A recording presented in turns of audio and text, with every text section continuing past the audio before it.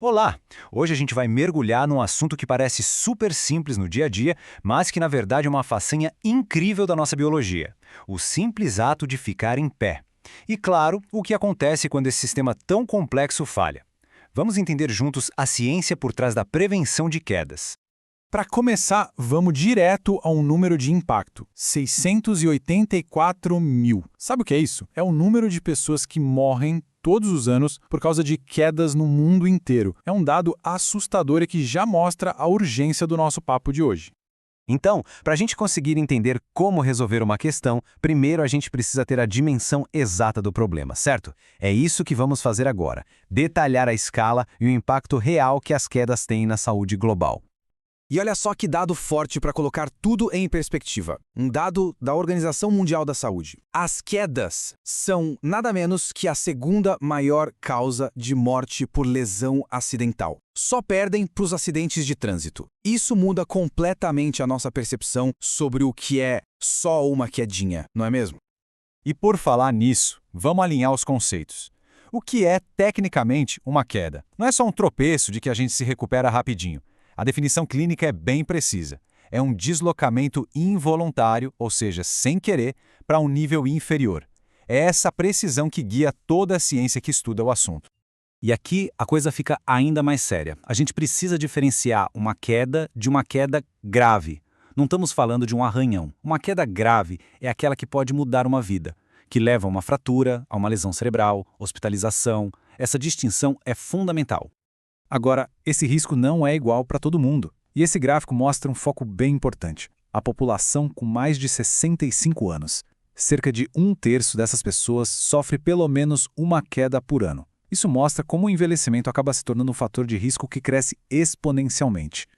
E o impacto vai muito além do físico. Ele também é financeiro. Esse número, R$ 1 bilhão, foi o custo ligado a quedas em uma única região, num período entre 2002 e 2016. É um peso econômico gigantesco, seja para os sistemas de saúde, para as famílias, para a sociedade como um todo. Ok, já entendemos o tamanho do problema. Agora, vamos avançar e tentar entender o porquê. Por que as quedas acontecem? O que serve de gatilho? Vamos investigar as causas. A ciência gosta de organizar as coisas para a gente entender melhor. E aqui não é diferente. Os fatores de risco são divididos em duas grandes categorias. De um lado, os fatores intrínsecos, que vêm de dentro, do nosso próprio corpo. Do outro, os extrínsecos, que estão fora, no ambiente ao nosso redor. Começando pelos fatores que estão dentro da gente. A lista é grande, inclui idade, um histórico de quedas, perda de músculo, mas eu queria chamar a atenção para um ponto que às vezes passa batido: a polifarmácia. O que é isso? É o uso de vários medicamentos ao mesmo tempo. Cada remédio pode ter um efeito colateral que, quando somado aos outros, aumenta e muito o risco de uma queda. Agora, vamos olhar para fora, para os fatores do ambiente. E aqui, a lista é bem familiar para todo mundo, né? Uma iluminação que não é boa, aquele tapete solto no meio da sala, piso molhado, um sapato que não dá firmeza. São aqueles perigos do dia a dia que a gente acaba ignorando, mas que são verdadeiros catalisadores de acidentes.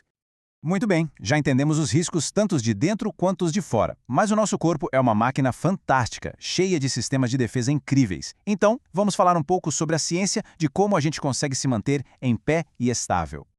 O conceito-chave aqui é o equilíbrio. Dá para pensar nisso como uma dança constante, que acontece sem a gente nem perceber, para manter o nosso centro de gravidade bem em cima dos nossos pés. E isso vale tanto para quando estamos parados, quanto em movimento. E isso aqui é um dos nossos superpoderes biológicos, a propriocepção. É literalmente como um GPS interno do corpo. Existem sensores nos nossos músculos e articulações que mandam informações para o cérebro o tempo todo, dizendo onde cada parte do corpo está. Isso permite que a gente faça correções de postura em milissegundos para não cair. É simplesmente fascinante. Certo. Com toda essa base científica, como a gente sai da teoria e vai para a prática? Essa nossa última parte foca exatamente nisso, nas soluções. Como avaliar o risco de queda e, o mais importante de tudo, como agir para prevenir. Os profissionais de saúde têm ferramentas bem práticas para medir esse risco. Por exemplo, o teste chamado Timed Up and Go. Ele mede o tempo que uma pessoa leva para levantar de uma cadeira, caminhar uma pequena distância, virar e sentar de novo.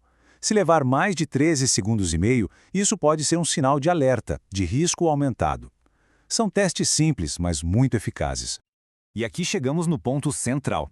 De todas as estratégias possíveis, a pesquisa científica é muito clara.